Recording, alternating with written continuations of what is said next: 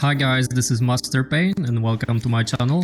Today I want to answer one of the many questions that people ask, and it is how to preserve mana flow during grinding.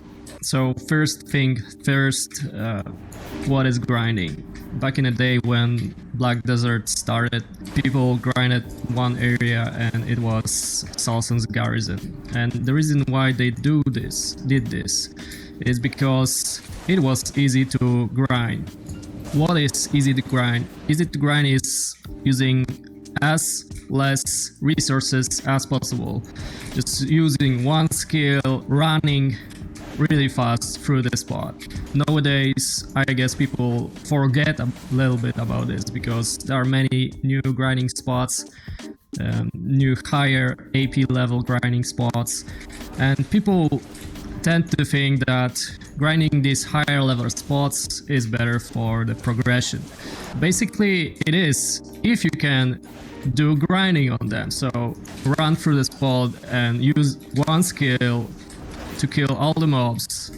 What is a good grinding spot for Sorceress? Police Forest, maybe Fadus Habitat, Gaha's Bandits Lair, yeah. So back in the day, this was very occupied spot. I don't know how it is nowadays, but the best spot for grinding. Like I said, people walked there because it was easy to kill many mobs at once with no effort. Centaur's Herd is not the best spot to grind on for sorcerers. There is much moving around involved, so it's not the best, but it's okay. It's a very good spot anyway for grinding if you want to make money. Very good spot considering how much you get for the crystals nowadays. For me, my favorite is Northern Steppe, Wolves, and the Sikraya ruins here underwater somewhere in here. Sikraya underwater ruins, upper or lower deck for the higher APs. It's a very good spot to grind the XP on. It's very good XP here. Biragidan is very good for sorceress. You just move from pack to pack, you just kill these guys. But like I said, if you kill them with lowest effort possible, it's not like you're standing there for, I don't know, 30 seconds hitting all the pack. So the less skill you use, this is better.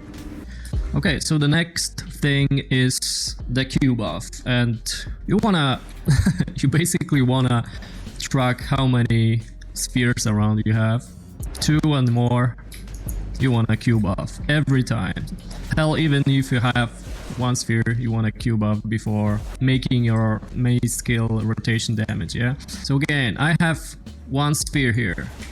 Just Q buff, then do the rotation. Next group, yeah?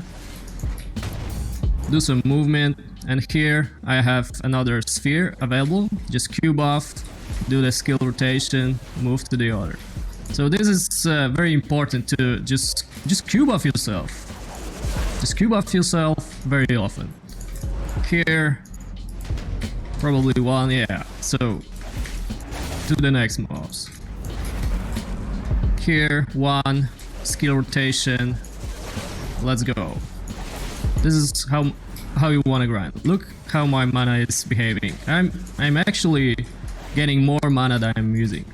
The other thing is remembering that you have actually 2 resources to use. One is mana, the second one is stamina.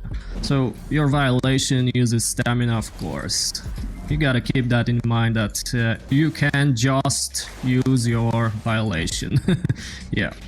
After, when you are making sure that you are using the Q buff as often as possible, you can start developing some skill rotations.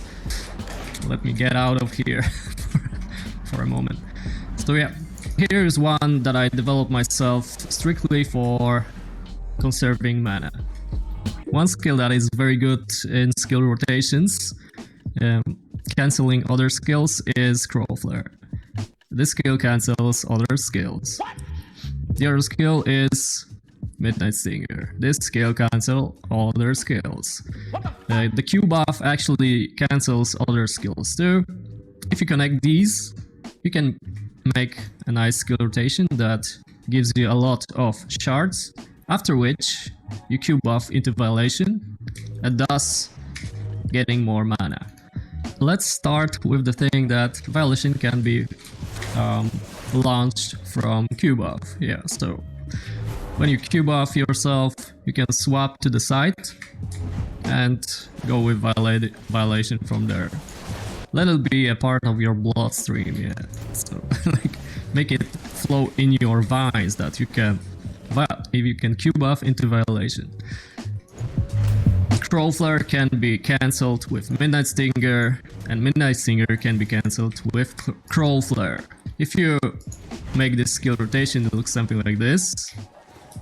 Like you see, I have 2 shards. Yeah, it gives you 2 to 3 shards, depending on how many mobs you're hitting. Yeah, so if you do it quick, you can make it so fast that some of these hits won't register. So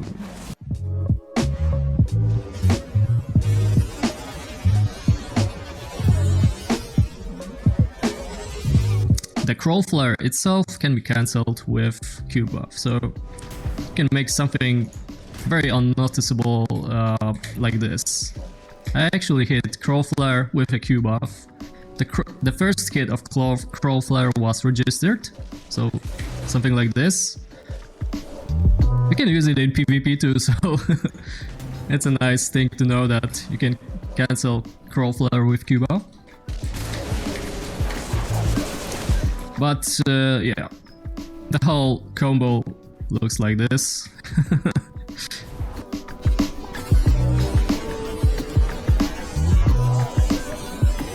So you can Crow Flare, Midnight Stinger, Crow Flare, then Q buff into Violation. And it's a very good rotation to buff yourself if you have add-ons on these skills, because like Midnight Stinger gives you that critical hit chance. You can buff Crow Flare with any add-ons. Violation gives you that DPD buff. What I like to do is add what it is called Absolute Darkness into it. So if you use Absolute Darkness, you can do this skill rotation from any stance. These rules, this rotation can give you that mana flow that is constantly in favor, in plus.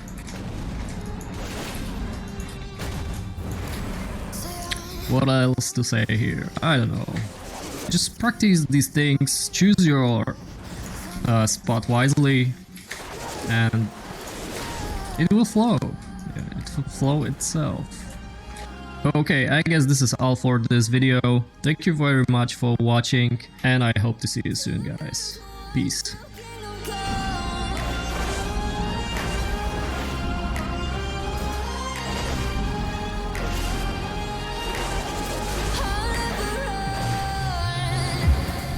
To give me your loyalty, 'cause I'm taking what you'll see. They'll be calling me, they'll be calling me royalty.